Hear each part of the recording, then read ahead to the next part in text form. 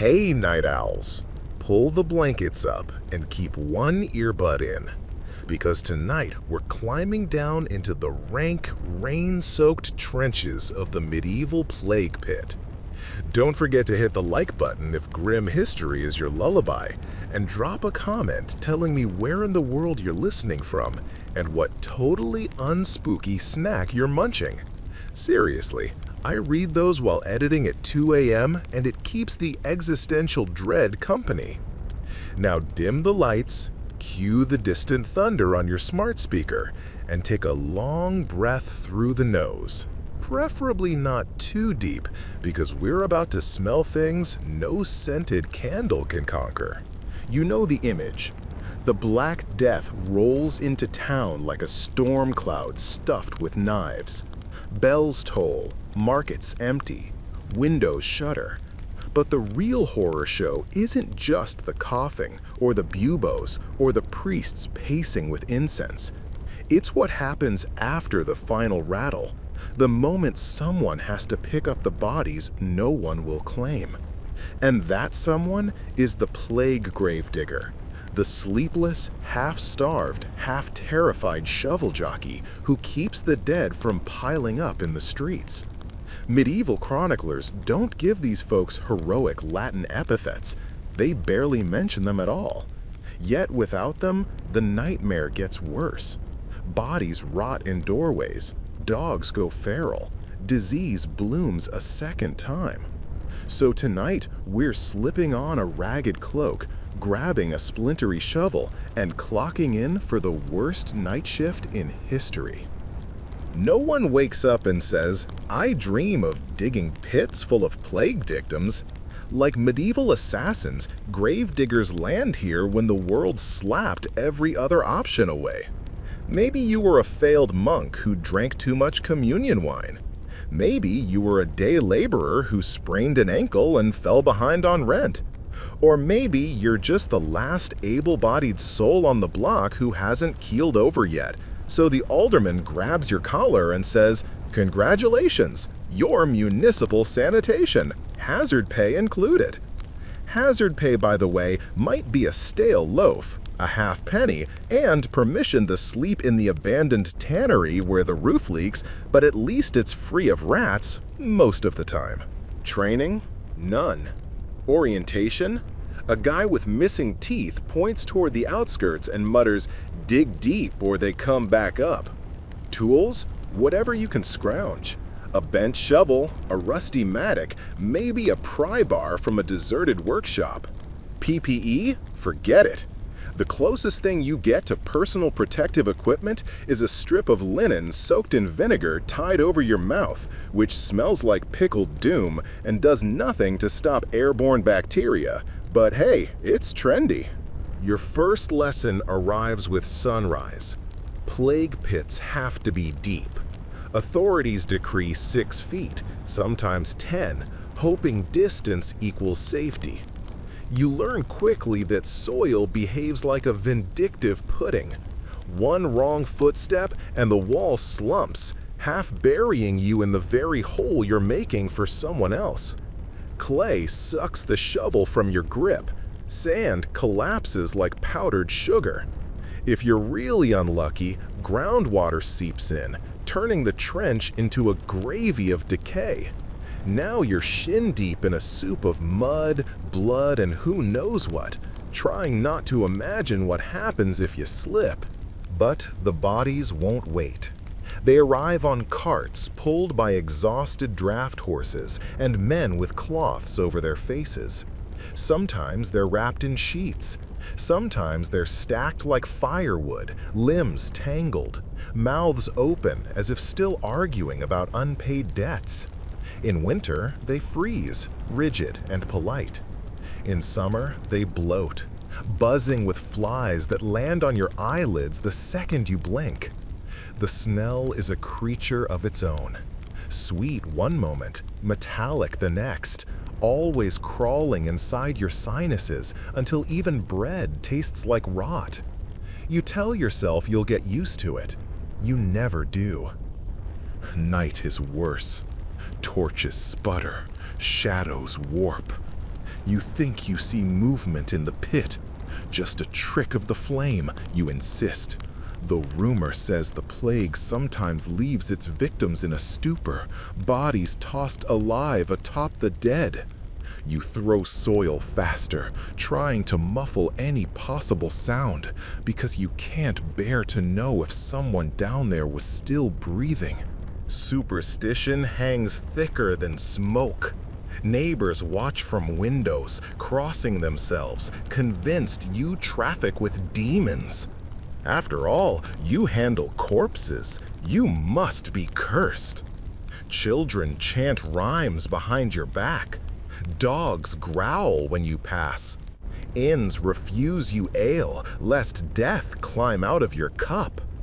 So you live on crusts, drink well water, and talk only to fellow diggers, who vanish weekly as the disease claims them too. A grim lottery. Who's next to cough, to fever, to join the very trench they dug? Let's talk payment again. Coins come stained and sticky, dropped into a wooden bowl so the paymaster never touches your hand. Sometimes payment comes late, or not at all, the city treasury emptied by crisis. You might scavenge from the dead, a copper brooch, a silver ring someone forgot to snatch before the final cart ride. Morally murky? Absolutely. But freezing nights and hollow stomachs erode morality quicker than lime dust eats fabric. You promise to pawn the ring for candles to burn at church for the departed souls. Maybe you do. Maybe you buy soup instead. Either way, the dead don't complain. A regular work day, sunset to sunrise, moves in ugly rhythm. Shovel down, breath out. Lift, toss. Hear cartwheels. Shovel down again. Your muscles scream, but stopping means smelling, thinking, feeling. So you don't. You aim for numbness. Hands blister, then callous. The wooden handle darkens with sweat, blood, and pitch oil. In the silence between carts, you catch church bells tolling another death, or distant wails of a family who just lost everything. Sometimes a priest trudges over, mutters Latin, sprinkles holy water that freezes on contact in winter. You wish he'd sprinkle ale instead. Lighting becomes a problem. Torches eat oxygen, smoke blinds, candles drown in wind. Many diggers fashion iron cages for rushlights, set them on stumps around the pit, creating a flickering perimeter that looks like a molten crown. Inside that crown, you're king of nothing, ruler of worms, sovereign of stench. You imagine giving a speech. Loyal subjects of decay, I hereby declare tomorrow corpse-free. Let's all take a holiday. The worms cheer silently. The bodies do not oblige. You see things you can't unsee. A mother cradling an infant, both bound in the same sheet. A merchant still wearing fur, pockets stuffed with worthless IOUs. A knight whose chainmail couldn't deflect bacteria.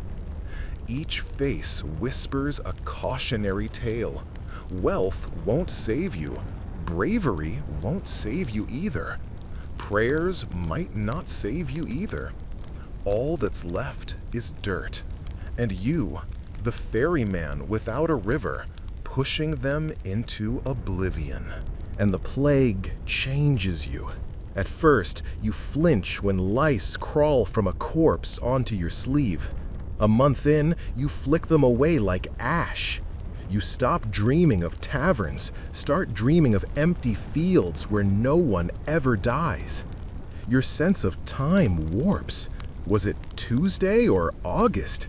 Who cares? There's always another cart. Yet a sliver of humanity clings. You whisper apologies as you tip bodies in, straighten limbs when you can, cross a pair of hands. No one's watching, but you do it anyway because it's the last kindness they'll receive. Let's not forget the contagion. You sleep in the tannery loft, cough once, and terror spikes. Is it the dust or the Black Death tapping your lungs? Some diggers drink vinegar, believing it purifies blood. Others chew sage leaves. One fellow swears by leeches behind the ears, drains the bad humors, he says. Mostly, it's luck. You watch men twice your size collapse mid-swing, blood trickling from their noses. 2 days later, their body joins the pile, and you dig a little deeper. Cursing irony. Authorities try everything to speed the grim process. In some cities, they burn the dead. Fewer pits, less digging.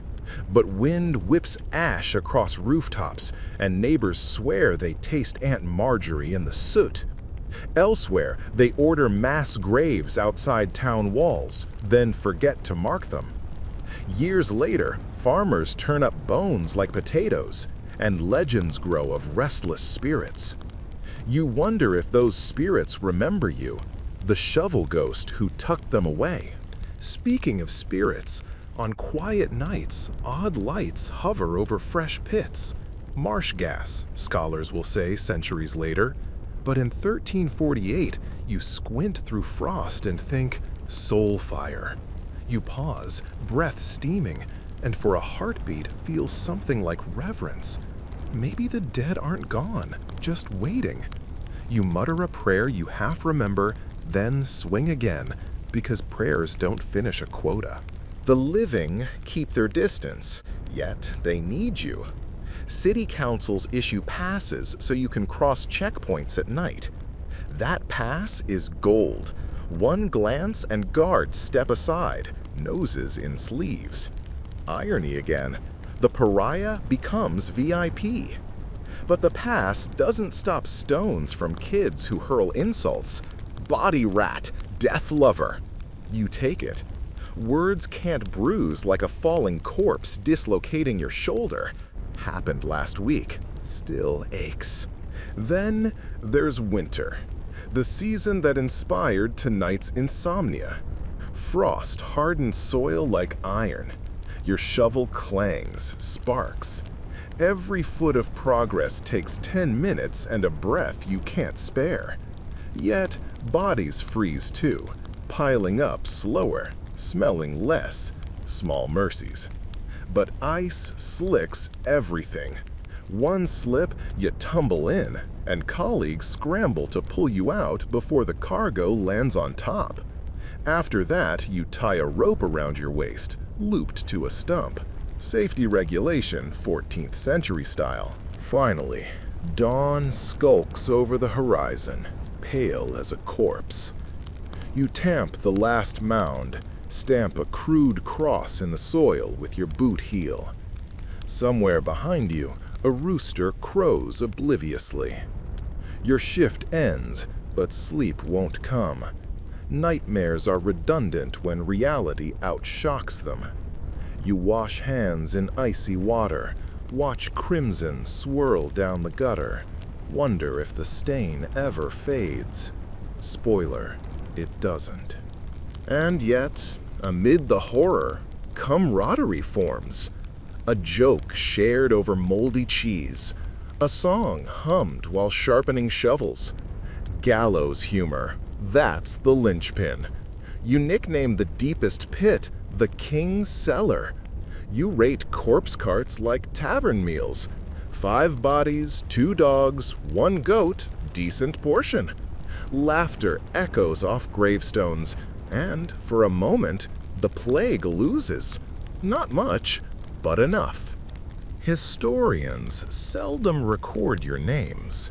Parish registers lump you as servants of the dead.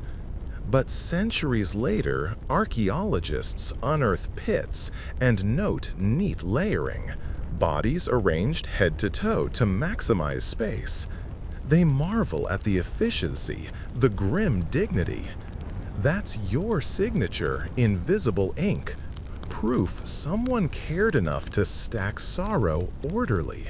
So, as you settle into bed tonight, consider the anonymous digger whose blistered hands kept contagion from your ancestors' door. And if you feel a sudden chill, maybe it's gratitude wafting down the centuries, or perhaps just a draft because you forgot to close the window. Either way, take a moment to breathe in, not too deeply, and thank the shovel bearers who labored so the living could breathe easier. The first thing you learn on the wagon is that death has a schedule but no sense of timing. Some nights the streets are deserted, the bell tower silent, and you almost convince yourself the worst has passed. Then a door slams open and a widow flags down the cart, weeping into torn sleeves, begging you to take him before dawn. Him is her husband, still warm, already spotted, and the night shifts from lullaby to thunderclap in one heartbeat. The other diggers mutter small mercies. A fresh corpse is lighter, joints flexible, easier to arrange in the pit. Hard to remember that blessing when the man's wedding ring scrapes your knuckles and his eyes stay half open, catching torchlight like wet glass. Transport is half the battle. Cities try everything. Hand barrows pushed by sweating apprentices, mule-drawn sledges lined with straw, even repurposed merchant barges when canals thread through town. Each has drawbacks. Barrows tip, mules spook, barges leak. Your favorite?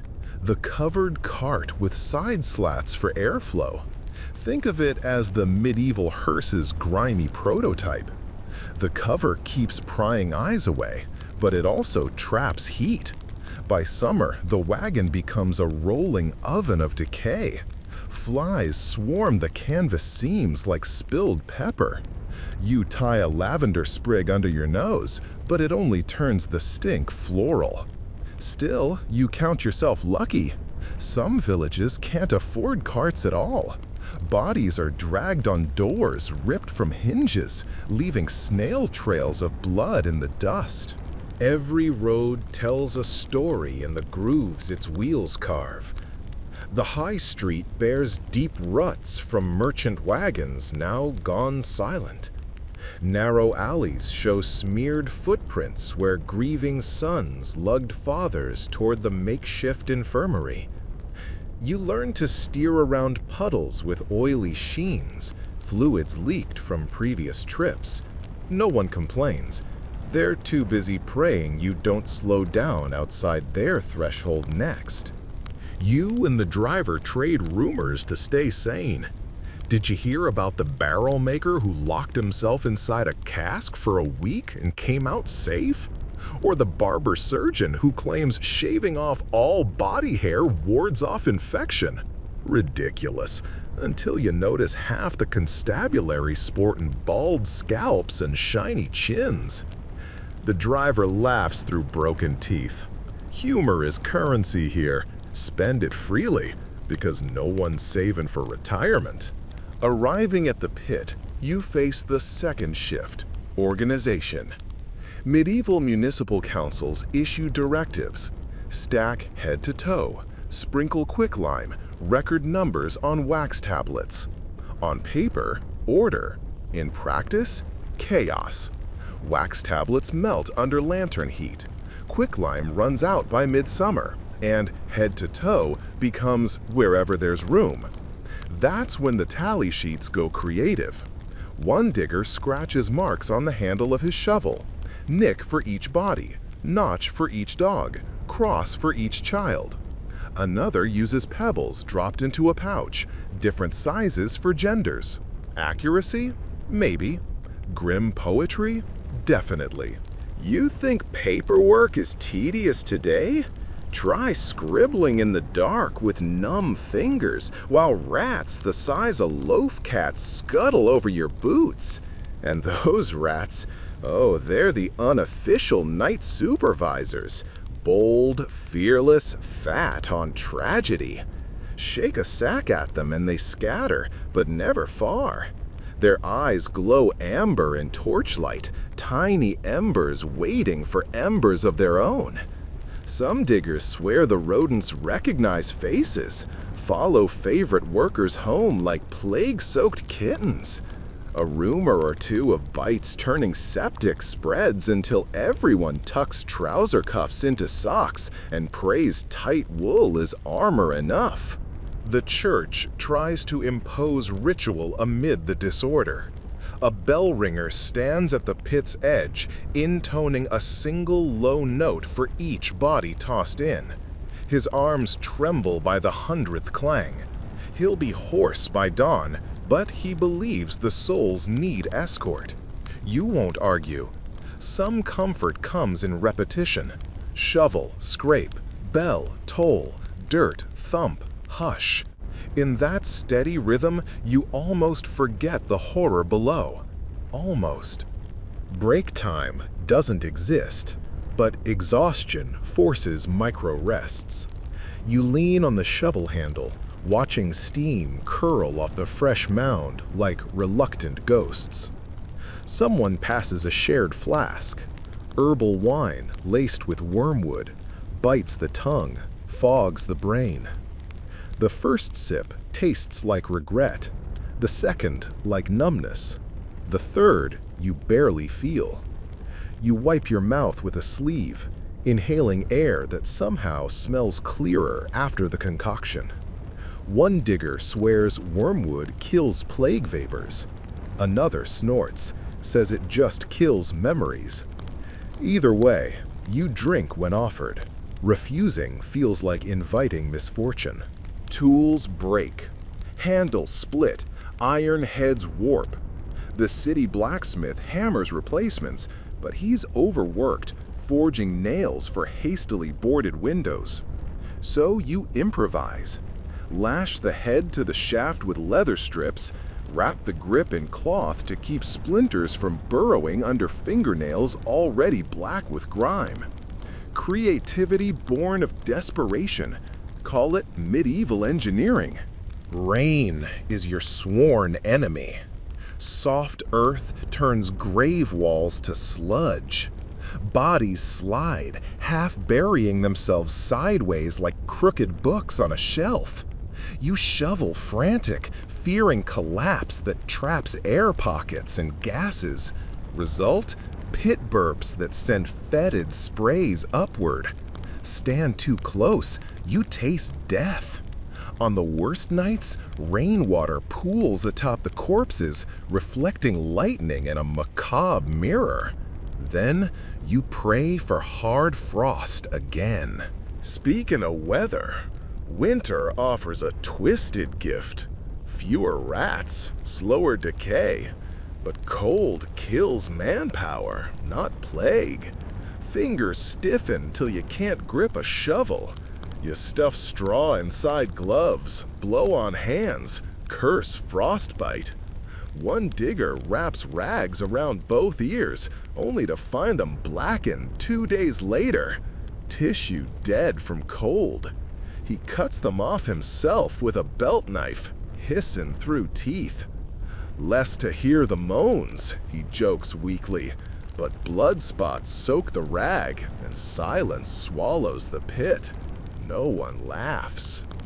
Companions drop away, replaced by newcomers. You measure time by faces. The miller's son lasted 3 weeks, the shoemaker's widow 5 days, the traveling juggler barely an hour before he vomited and fled. Turnover so high the pit becomes an apprenticeship in despair. You become senior staff by sheer attrition, passing grim tips. Tie rope around your waist, double glove if you can. Never wipe sweat with the same hand that lifts bodies. They nod, wide-eyed. Some remember, many don't. Yet small victories glow like coals in ash. A mass burial completed before sunrise. A cart that arrives half empty because a patient recovered. a miracle whispered down the line. You allow yourself a cracked grin, a fist bump of dirt-blackened knuckles. Hope is fragile, but you guard it like embers against wind. Let's not ignore the living's revulsion. Market vendors refuse service, fearing your presence taints produce. One baker leaves bread on a bench. You leave coins twice the price. Still feel theft sting, because dignity costs more than silver. Sometimes a kind soul, usually too poor to fear reputation, presses a boiled egg into your palm with a nod. In that moment, humanity flickers. You tuck the egg safe, eat it later, shell crunching like victory between teeth. Night's soundtrack is bizarre. Frogs croak, wind rattles shutters. Somewhere a lute strums. Someone drunk or defiant, singing against catastrophe. Over everything, that church bell tolls and tolls until you can't tell if it's real or echoing inside your skull. Once the bell rope snaps. Silence floods the pit, thick as pitch. No one speaks for a full minute, spooked by sudden quiet. Then you, of all people, hum a tavern ditty, something about ale and apples, to break the spell. Others join, ragged chorus, shovel beats for percussion. The work resumes, grim but alive. Occasionally, officials inspect. They arrive in fur-trimmed cloaks, masks stuffed with herbs, frowning at disorder. They bark orders. Stack neater, lime faster. Easy to command from clean boots. You bow just enough, then side-eye your comrades. After the officials leave, you mutter imitations, mock pompous voices, until laughter bubbles up, releasing tension like steam. Rebellion by ridicule, the only kind safe for your station. Supernatural dread seeps in through any crack. You hear of dancers in a neighboring town who can't stop gyrating. Some blame cursed air, others demonic fiddlers.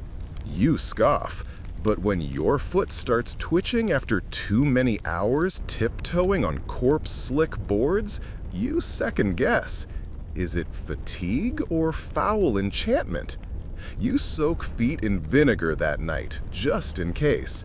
Medieval solutions, equal parts science, superstition, and desperation. Talk of cures circulates like gossip.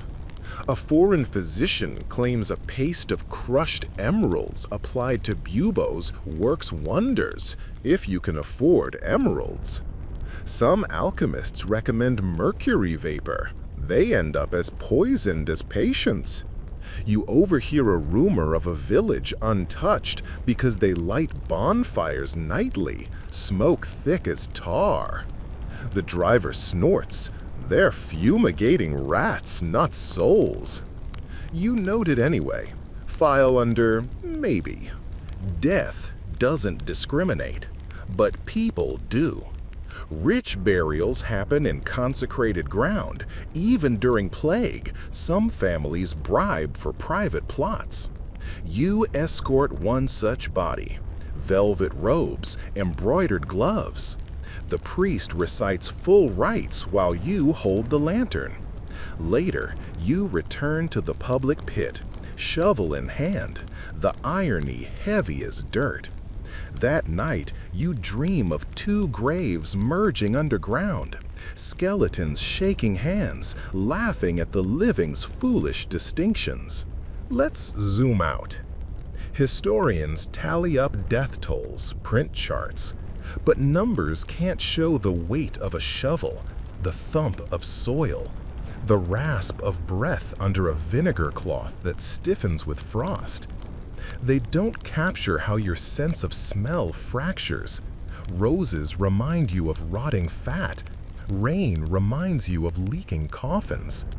They certainly don't note the cracked lullabies diggers hum to lull themselves into dreamless sleep. Speaking of sleep, dawn approaches. Your shift ends, but one final task: cleansing ritual. Water, ash, more vinegar. Some sprinkle salt on boots, a folk ward. You hang the shovel on a peg, whisper, "Don't go walking off." A joke, mostly. Tools vanish, sometimes stolen for firewood. You trudge home, passing doors marked with red crosses. Your reflection in puddles startles you. Hollow cheeks, eyes ringed dark. You wonder how long until you join the reflection under the water instead of above. At your cot, you unwrap that saved, hard-boiled egg. Eat it slowly, savoring mundane flavor amid chaos.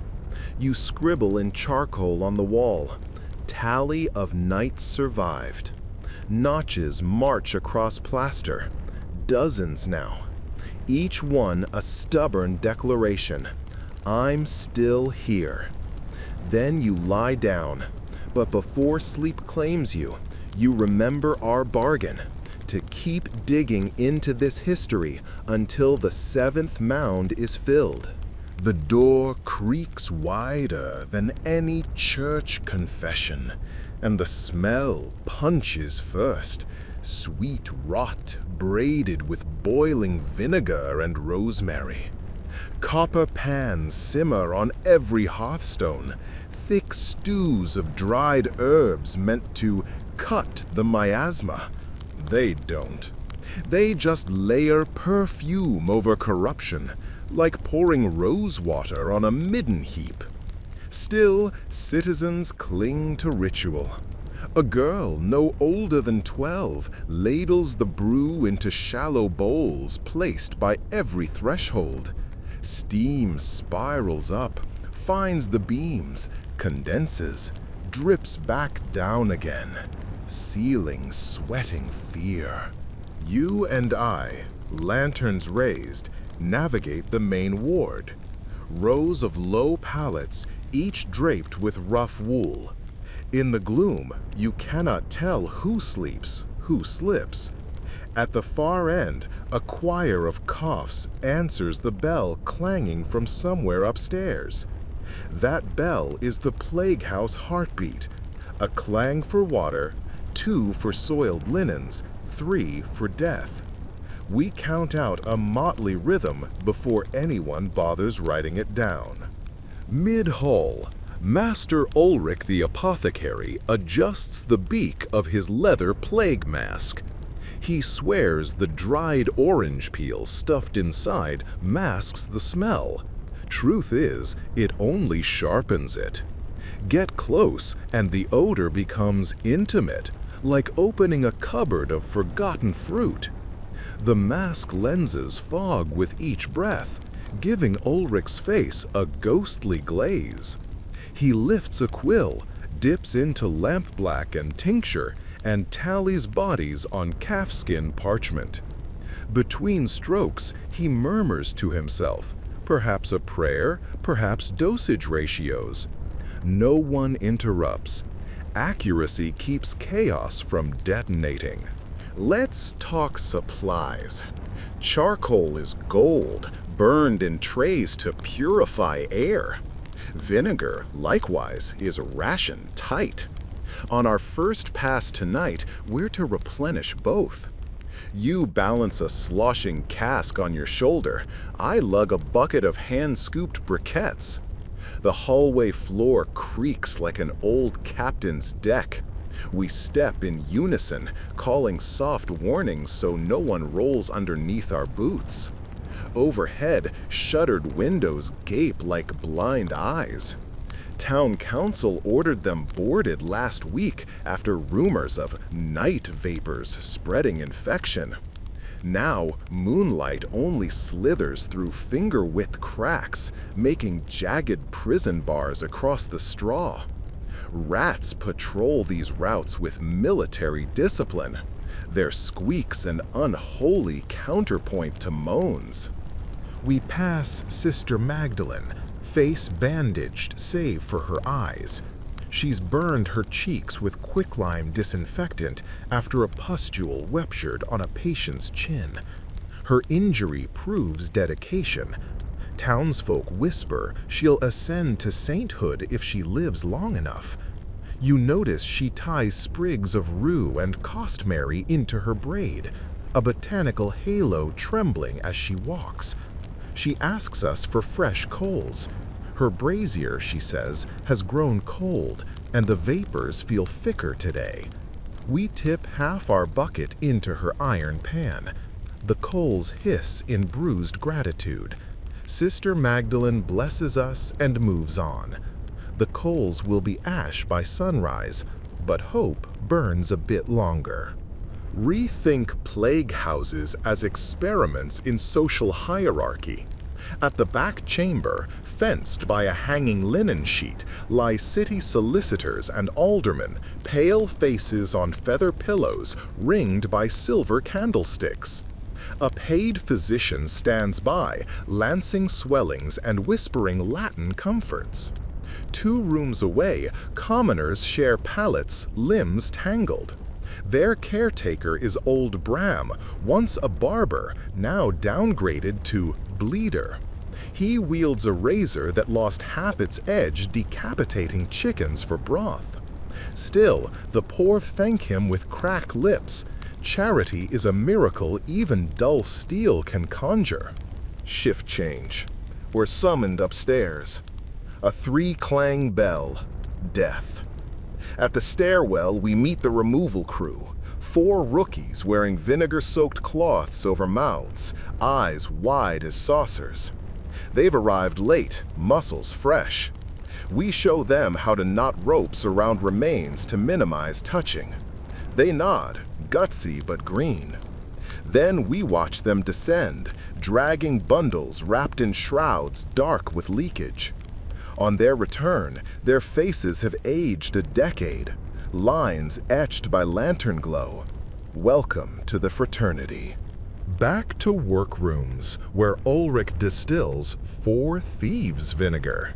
Legend claims a gang looted plague houses unharmed after smearing this brew.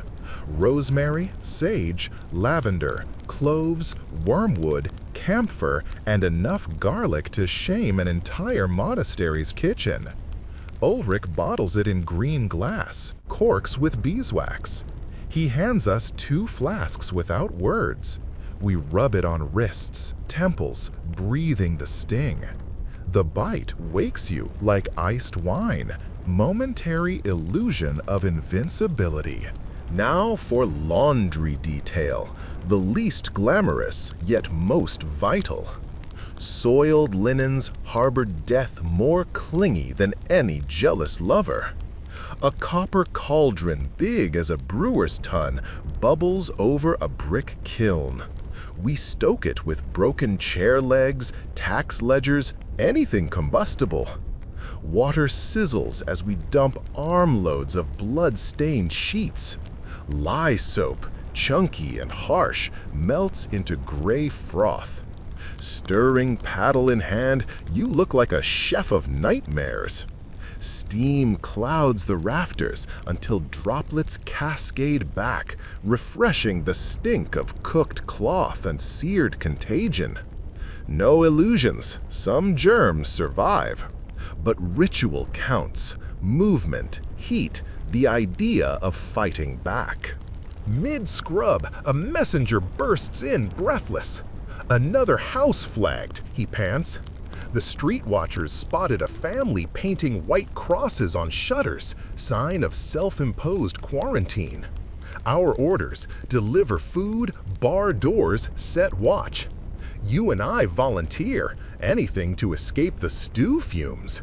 We shoulder baskets of hardtack, dried peas, jugs of river water tinctured with pennyroyal. Outside, night drizzle needles our faces. Streets glow with sporadic torchlight. Dogs whine behind fences. At the flagged house, Anxious eyes peer from loft slats. Father's voice trembles gratitude through planks he won't risk opening. We slide the basket beneath the latch, nail boards across lower window frames. Above, the family recites prayers in unison, muffled but melodic, an aria of dread. As we leave, we mark tally chalk on the door. 4 souls inside, unknown outcome. Statistic now logged in city memory. Back toward Plague House, we detour past the bone pit for a check. Rain has turned clay walls slick. The mound appears to breathe under its soaking blanket. We prod bracing stakes, ensure no collapse threatens adjacent cottages. The stench here is elemental, older than language. We work quickly. Returning, we glimpse a flicker from the apothecary window, Ulrich distilling by moon. Inside, glass stills clink, spirits condense in coils, droplets ping tin pans. Beside him, a ledger lists ingredients low: mandrake, angelica, hyssop. Supply lines falter, merchants fear contagion, raise prices. Ulrich speaks without looking up. If trade stops, prayer is our last remedy. You mumble, Amen. You and I finally steal a moment in the back courtyard, sharing crumbly oatcake rations. Moonlight slices between clouds, silvering puddles. You ask what I fear most. Not the plague, I answer, but being forgotten, shoveled into statistics with no story. You nod, silence heavy. We log bodies till rooster crow. Final count tonight, 37. Fewer than yesterday, reason to exhale, though dawn's breeze may carry new moans. Before parting, we sanitize blades, press our palms to the warm kiln bricks, stealing leftover heat for cold bones. We trade weak jokes, promise to meet by sundown. Don't die, I'd hate to tally you. Gallows humor, perhaps, but it stitches sanity. On your way home, city, dawn, looks bruised.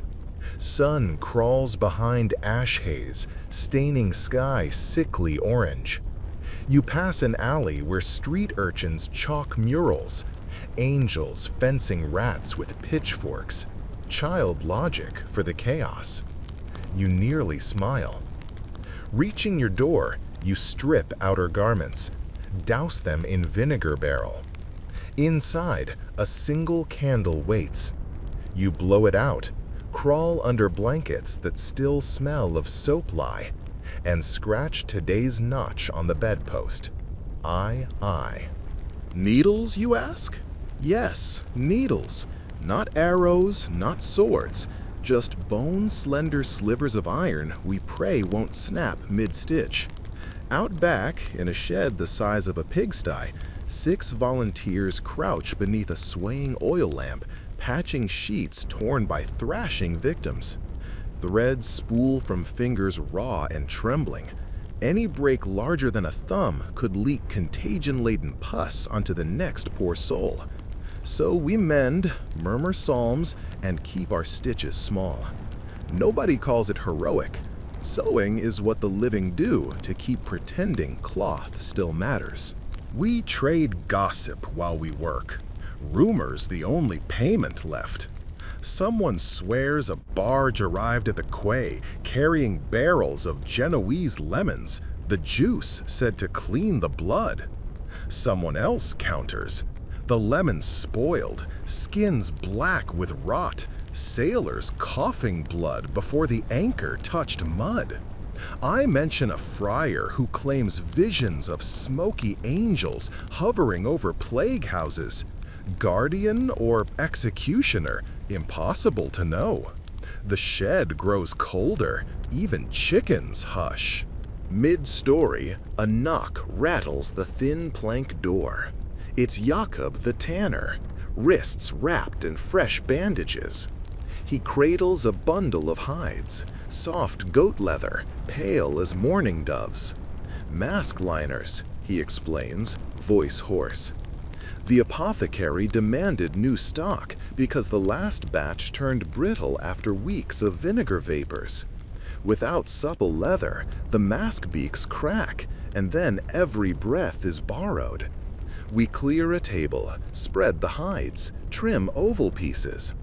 The smell, tannin, sweat, hint of goat fat, sits heavy, but we inhale anyway.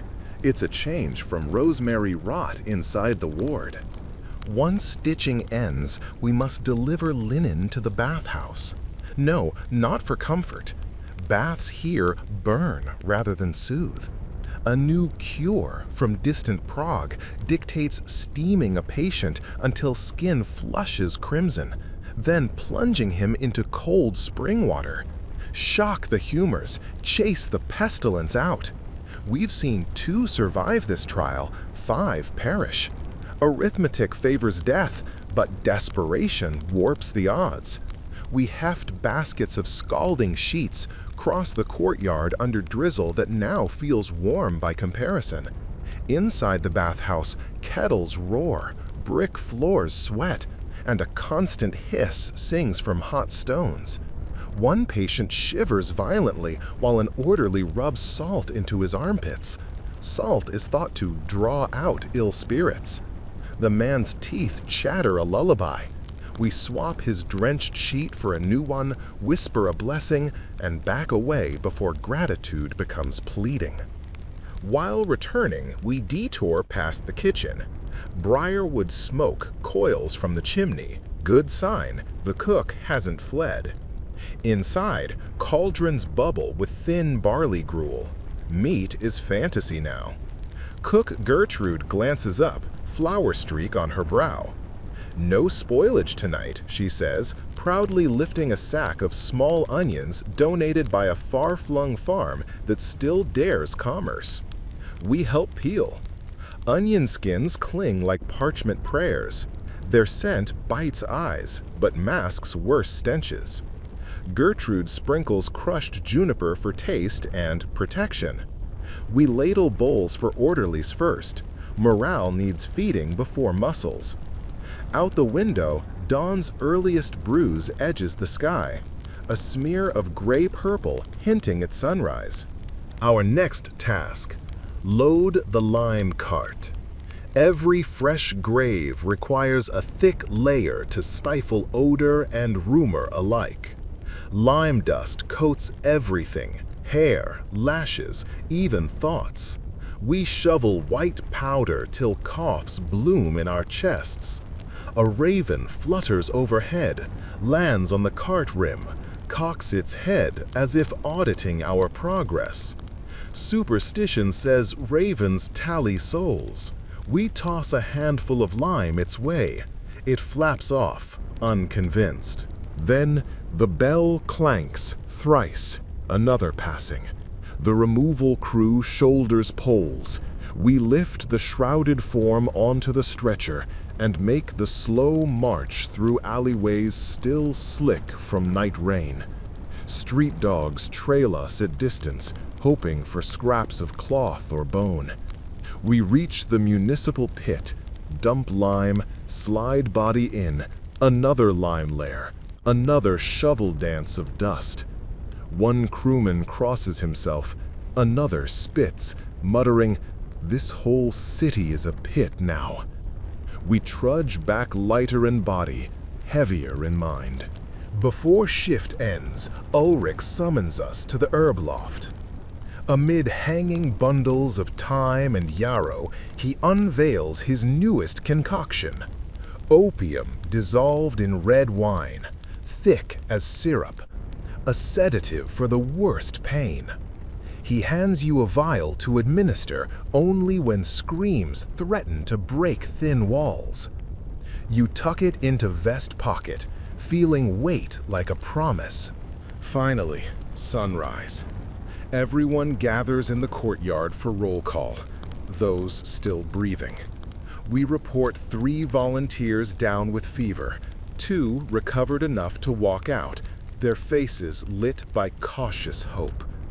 The city registrar notes the figures, glances skyward, and whispers, "Mercy is arithmetic." No one laughs. We part ways. Your boots squelch through mud toward home. Passing the shuttered windows of the quarantine street you serviced early in the night, you hear faint singing. Lullabies? Hymns? You dare not linger. At your doorstep, you strip gloves and hood, douse them in vinegar barrel, and climb the ladder to your loft. You record today's tally mark, IV, and stare until lines blur. Candle burns low. You think of the onion skins, the lime dust, the raven. You marvel at how a night can feel both endless and brutally brief. The stair feels alive. Stone steps slick with perpetual sweat. Iron handrail rust-pocked from centuries of salt breath rising out of the earth. Wind that shouldn't exist down here rises through the well, carrying whistles, sighs, half-formed words. At the landing, an iron gate yawns. We've never seen it open, but tonight 2 militiamen flank it, each wearing fragrant herb garlands like ceremonial chains. One hands us tar-dipped torches. "Stay close to walls," he mutters, eyes rimmed red from nights without sleep. "And if you see a rat bigger than your boot, it belongs to the tunnels now. Don't follow." We press through into darkness thick as pitch. Behind us, the gate slams, bolts thunder home.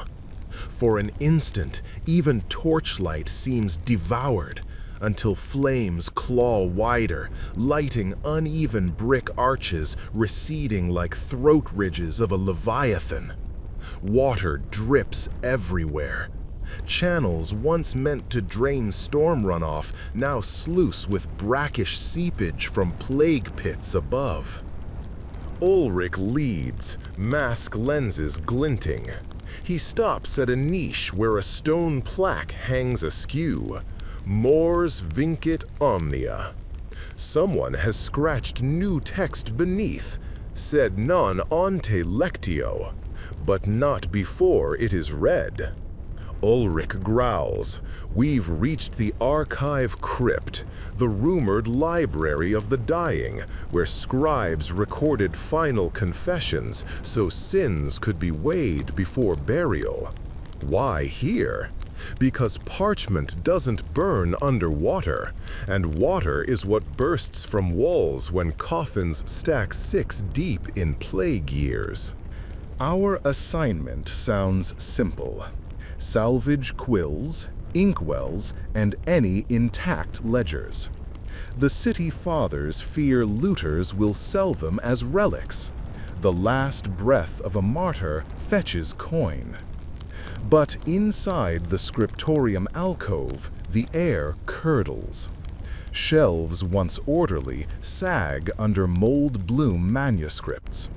A mountain of broken desks smothers the far exit, and through the wreckage a faint luminescence pulses, phosphorescent fungus feeding on glue. The stench hits even through beak filters.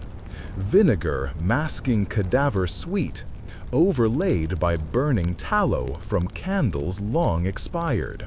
Brother Cleophas, the frail archivist pressed into our squad, shuffles forward, clutching a velvet pouch. He points at a heap of scrolls cocooned in waxcloth. "The penitential rolls," he whispers, "signed in blood and myrrh." We kneel, knives out, slicing wrappings, uncovering pages surprisingly whole. Names, crimes, final pleas scrawl across margins. One reads, "God, forgive the surgeon who bled me to feed the poor." Another, tell my wife the ring is buried beneath the olive tree. Each confession feels like a small living thing, hearts still beating faintly beneath ink. Cleophas seals them in oilskin tubes. You're about to heft the bundle when the stone floor trembles. Water slaps archways. A roar grows like a furnace flue, and then a wall section splits wide, spewing flood-black runoff. Torches hiss, one sputters out. We retreat, but the surge keeps coming, swirling around calves, carrying bits of bone and rag. Ulrich shouts to higher ground, a staircase where crypt meets catacomb. You sprint, water clawing knees, scroll bundle hugged to chest. On the stair, dripping, we count heads. One missing, Jacob, the tanner. Torchlight skims water, no shape surfaces. Ulrich curses, but time is acid here. Linger and everyone dissolves. He forces us upward through a low door, slams it as the torrent batters wood. Breath ragged, we find ourselves inside an old torture chamber, repurposed as ossuary overflow. Chains dangle like wilted vines. Against one wall stands the Iron Maiden, legend claims never pierced flesh. But studying the inside door, we find brown stains that dispute that tale. Cleophas lowers to knees, muttering prayers. Ulrich inspects instruments, thumb screws, bone saw, muttering about iron purity. High carbon, he notes, could forge scalpels.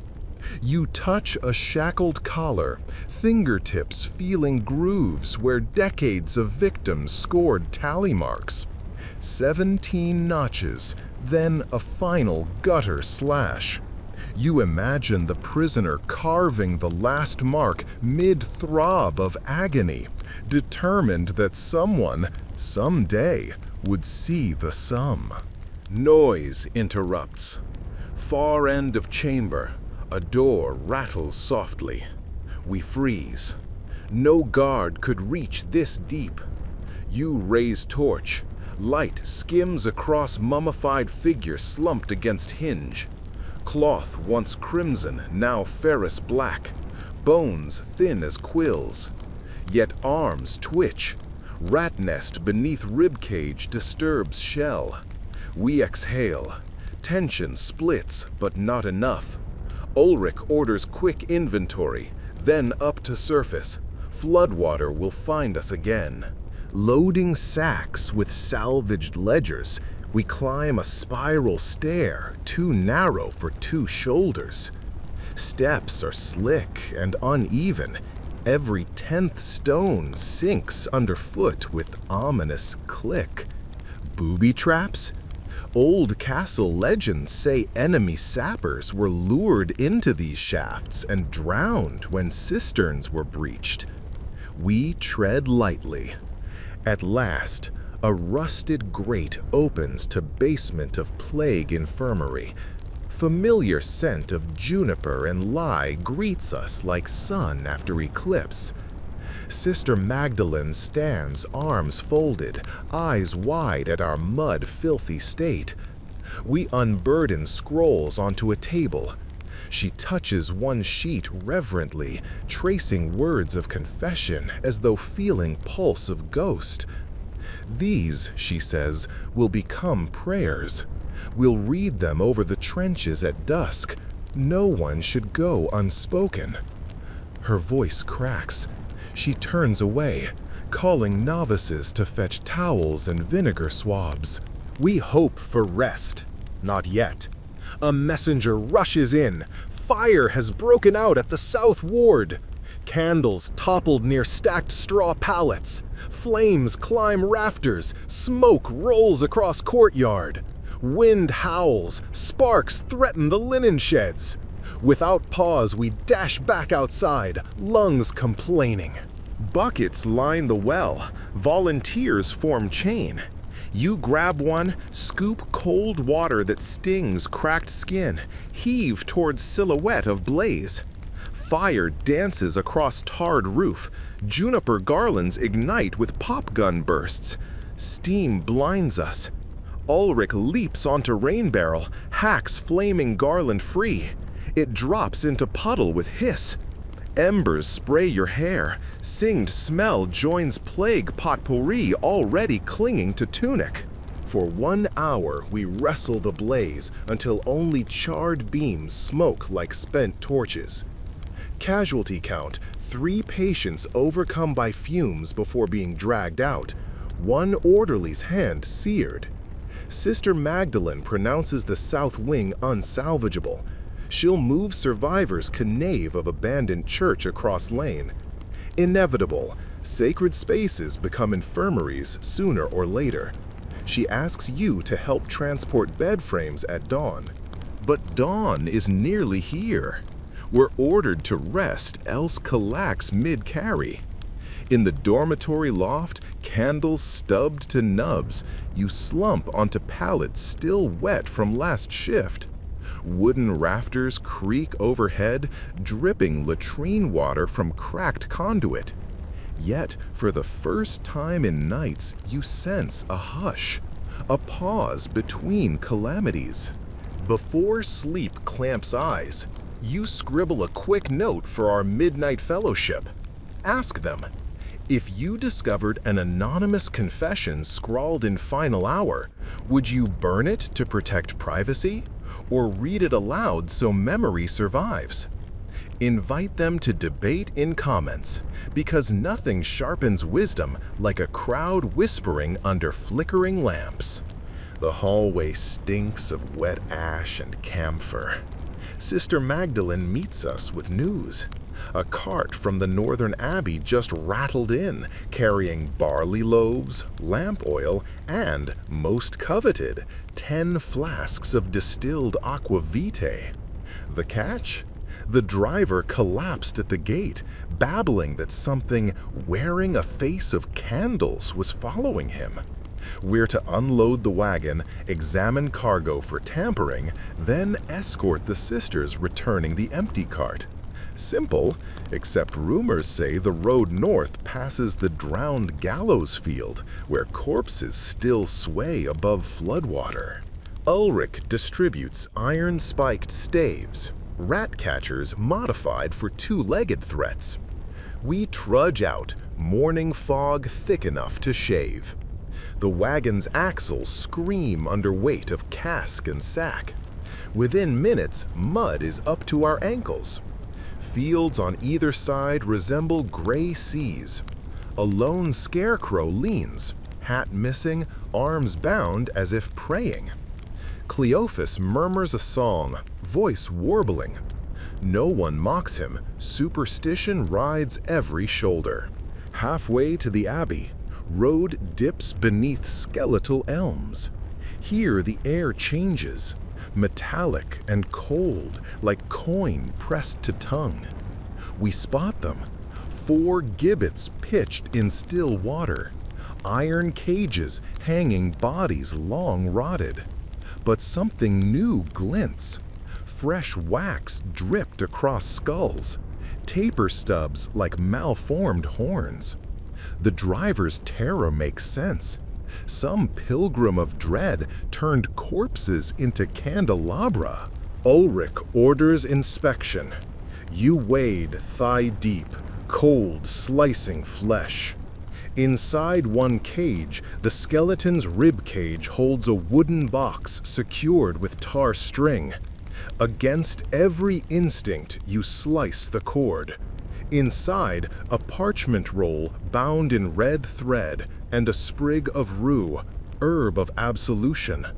Cleophas reads aloud, "Let light cling to the lost, lest night claim the living." A vigil offering, not a curse. We debate taking it. Cleophas insists spirits require their tokens. Ulrich scoffs, but lets him restore the box. Back on dry ground, the sisters whisper thanks. We press on. Soon, stone walls of the abbey crest the haze, spires catching pale sun. Bells peal welcome and warning. At the gate, Prior Matthias greets us, beard frosted white, although air is mild. He gazes past us toward Gallows Field. Candles again, he sighs. Third time this fortnight. Whoever tends those bones does so with devotion. Inside, cloisters buzz. Novices grind herbs, coopers patch barrels, preparing for siege that never ends. Matthias brings us to the scriptorium, walls painted with star maps. He presents our payment, vellum sheets, ink cake, 2 goose quills, precious for scribes documenting last confessions. But his real plea, take brother Silas back with us. Silas is the abbey astronomer. He claims the comet burning slow across the western sky portends another plague wave and insists on charting it from the city's highest tower. Matthias prefers Silas gone rather than inciting panic. Silas appears, eyes ringed dark as eclipse, clutching a tube stuffed with star charts. He mutters equations, warns of fire rain. Ulrich rolls eyes but agrees so long as Silas carries his own pack. We depart at dusk. Haze thickens into drizzle, smearing landscape. Silas stops repeatedly, aligning brass quadrant, mumbling about perihelion. Each pause lets cold chew deeper. When we reach Gallows Field again, daylight is gone. Candle stubs atop skulls now glow, relit by unseen hand. Fog warps light, making dead seem to sway alive. Cleophas grips crucifix. Ulrich taps stave against boot. Without warning, Silas steps into water toward cages, notebook open. He claims angle of candlelight matches comet tail, a sign of convergence. Ulrich curses and sloshes after him.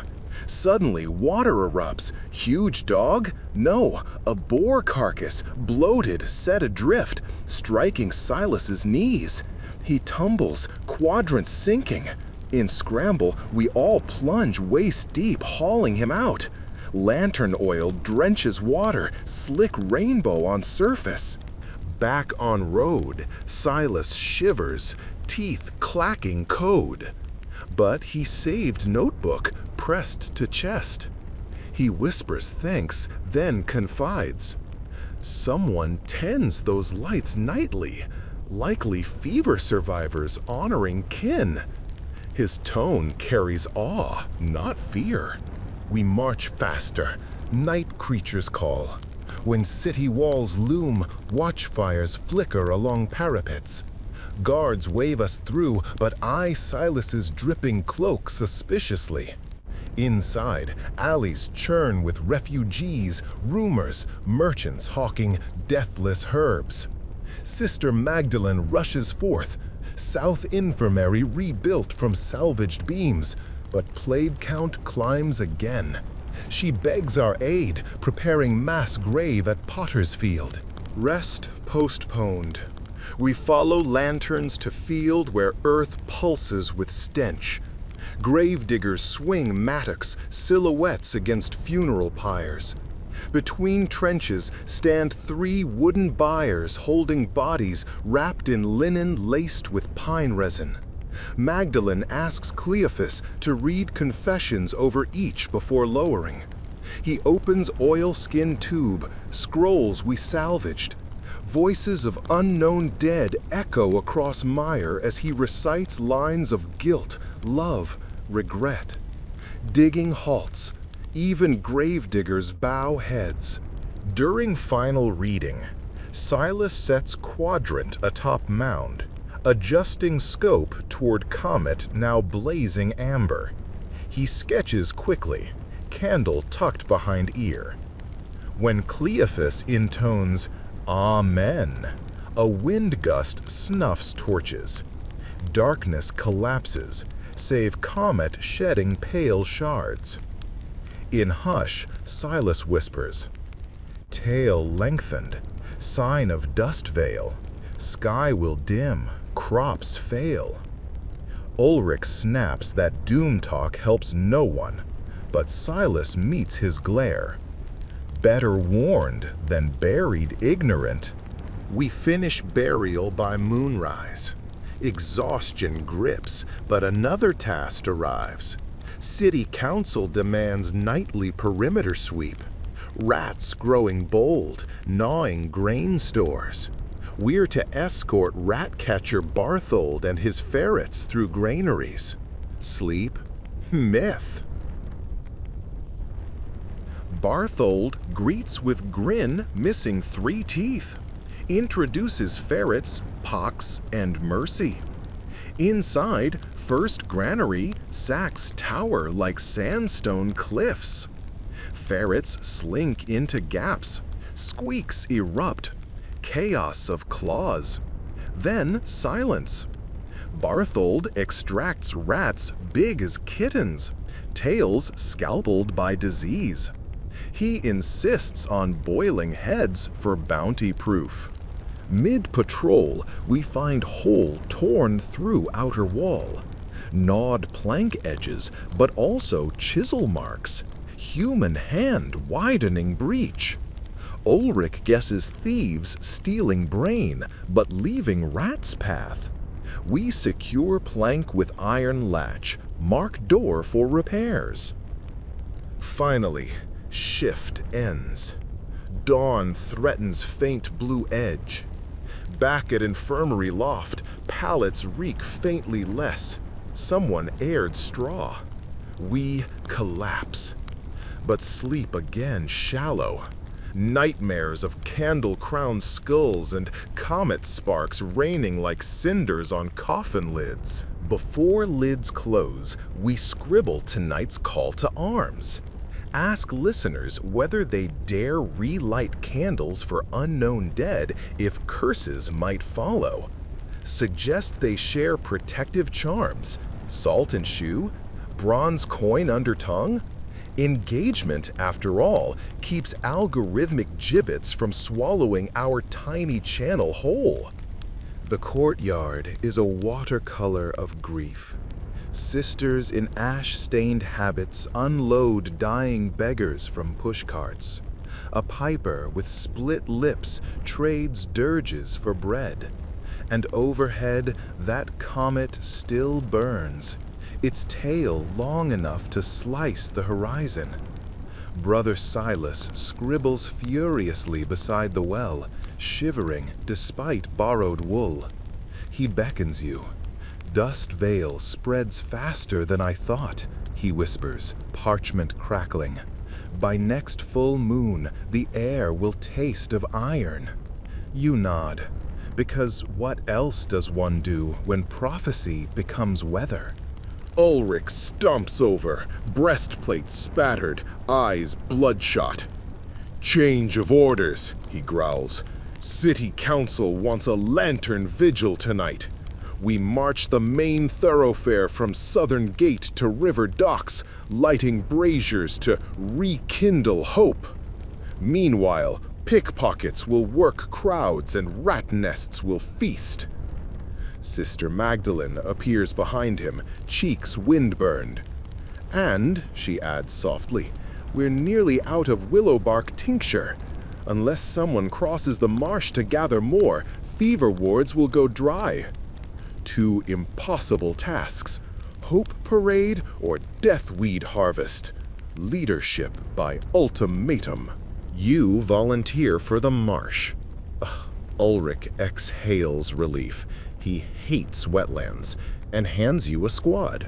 Cleophas the curate, Silas, insisting the comet's reflection on water may reveal data, Barthold the rat catcher with ferrets Pox and Mercy, and a new recruit, Raina, a baker's widow who yesterday shaped loaves from sawdust and barley husk, yet somehow sings lullabies to orphans at night.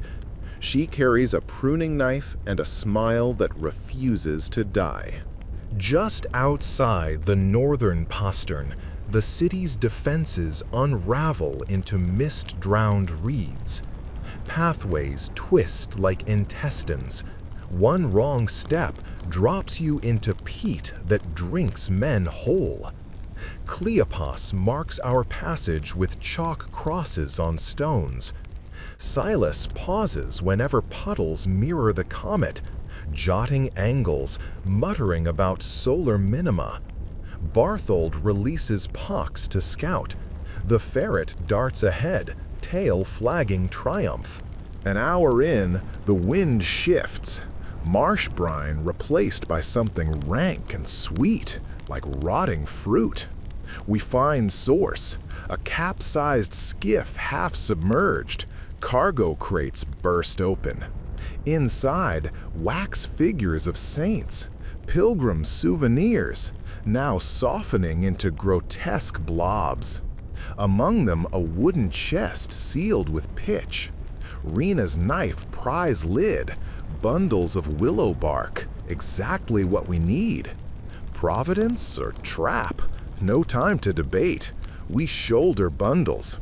Silas pockets a wax fragment shaped like a kneeling woman. Iconography under duress, he notes. Fog thickens.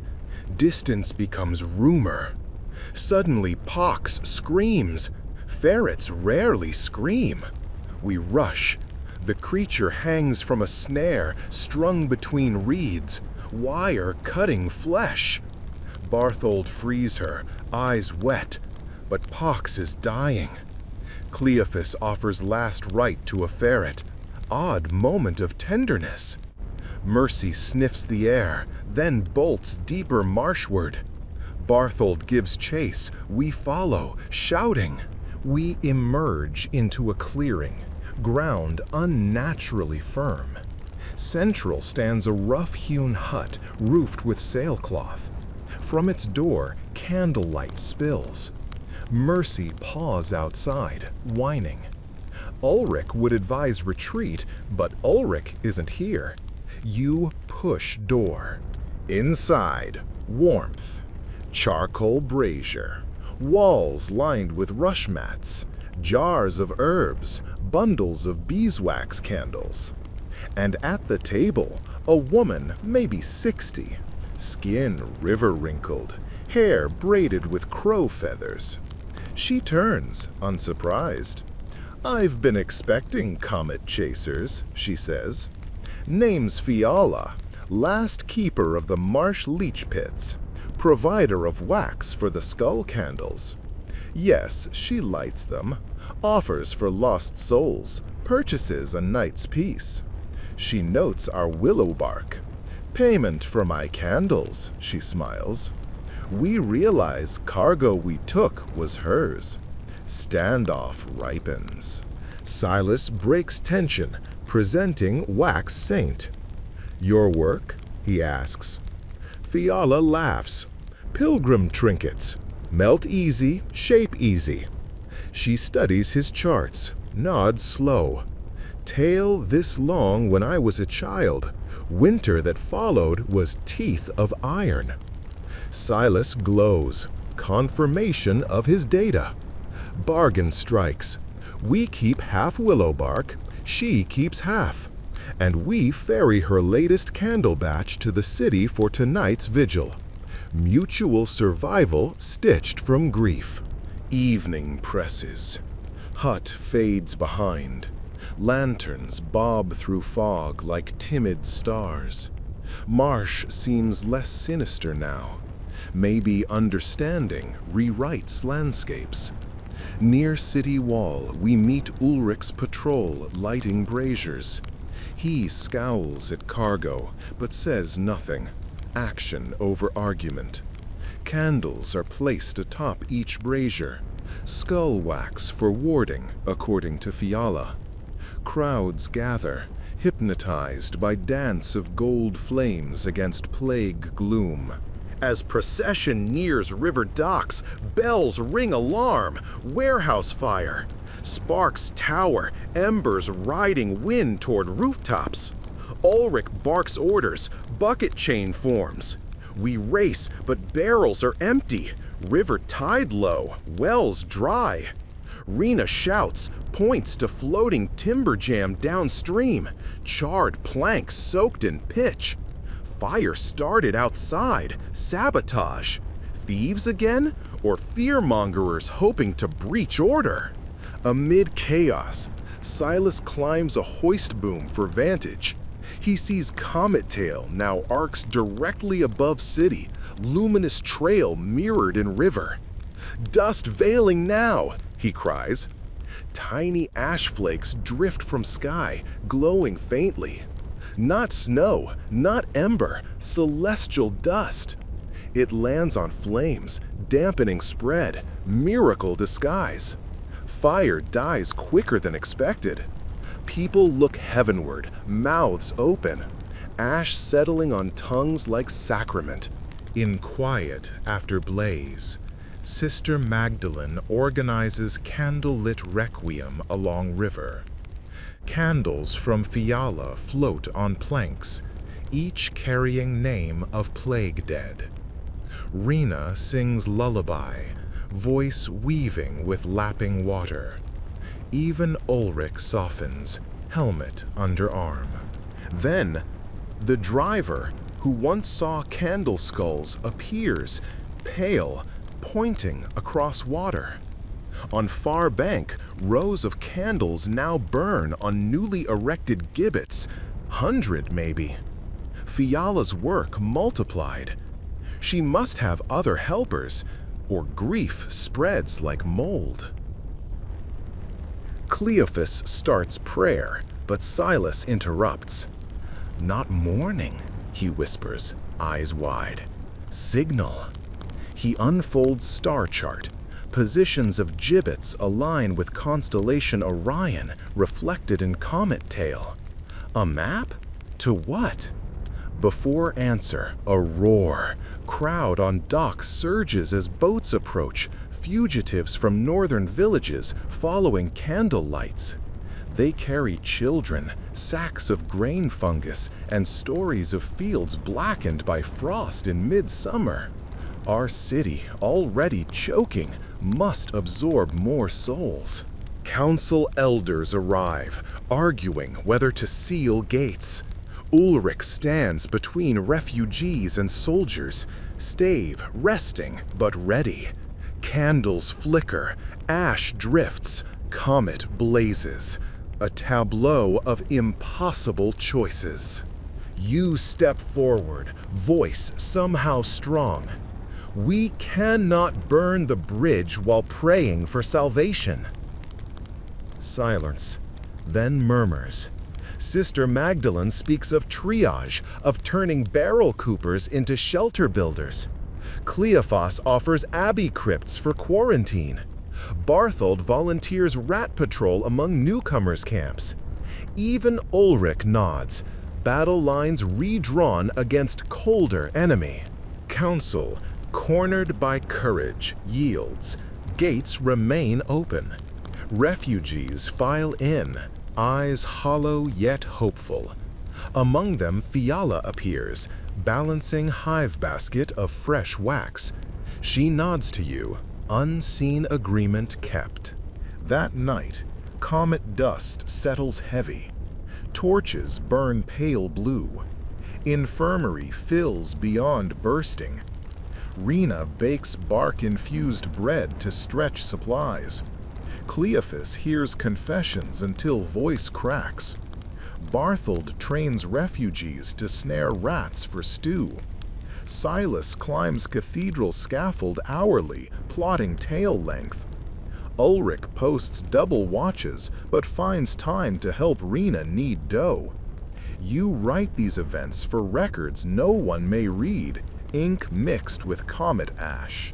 Near midnight, Fiala asks you to accompany her to Gallows Field one last time.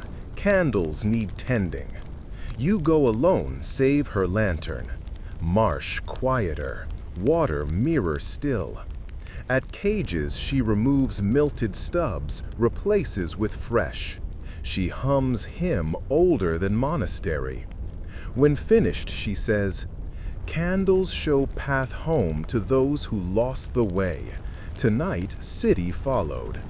She presses vial of honeyed wax into your hand. Burn this when comet fades.